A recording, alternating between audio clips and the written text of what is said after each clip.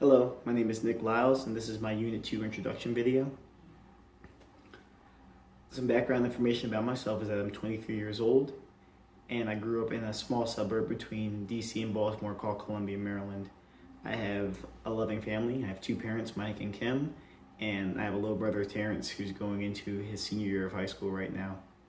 Growing up, I had what was a very happy childhood. My parents hadn't grown up so well off, and after going to college and gaining their own careers, they wanted to provide for me and my brother as much as they could, as often as they could. They put us in a great school system, provided us with a great environment, and gave us as many opportunities to try as many instruments and music programs and dance programs and arts programs as they could. Different sports, from tennis to golf, everything that we could do, anything we could get our hands on, we were allowed to do. I remember being 5 years old and my mother sitting me down at the piano, and I didn't want to do it.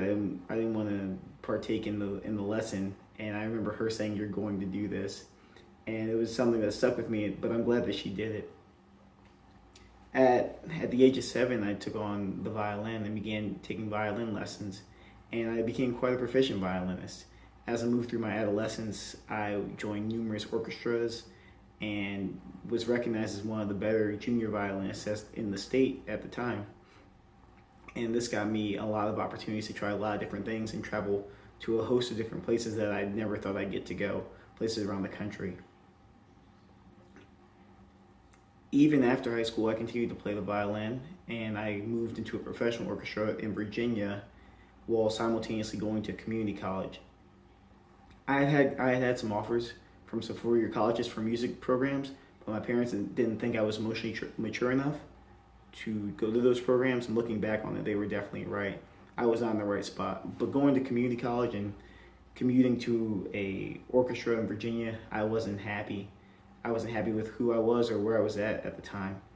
I was just kind of floundering. I wasn't really going to class. I wasn't really focused on school. I wasn't focused on anything.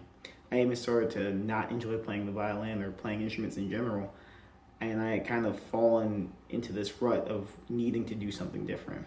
The only productive thing I would do during my day was I was working at a music store.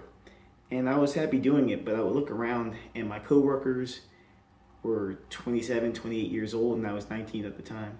And I remember seeing how much older they were than me and seeing that they were in the same place in their lives that they were a few years ago.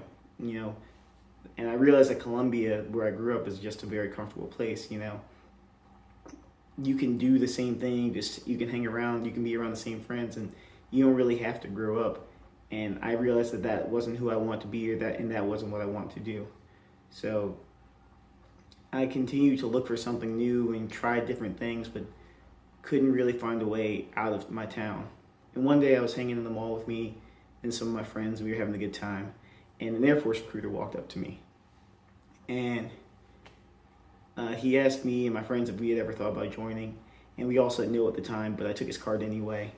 I knew at the time that my parents were going to see the bad grades from my transcripts, and that they weren't going to be happy, and I needed to have a plan.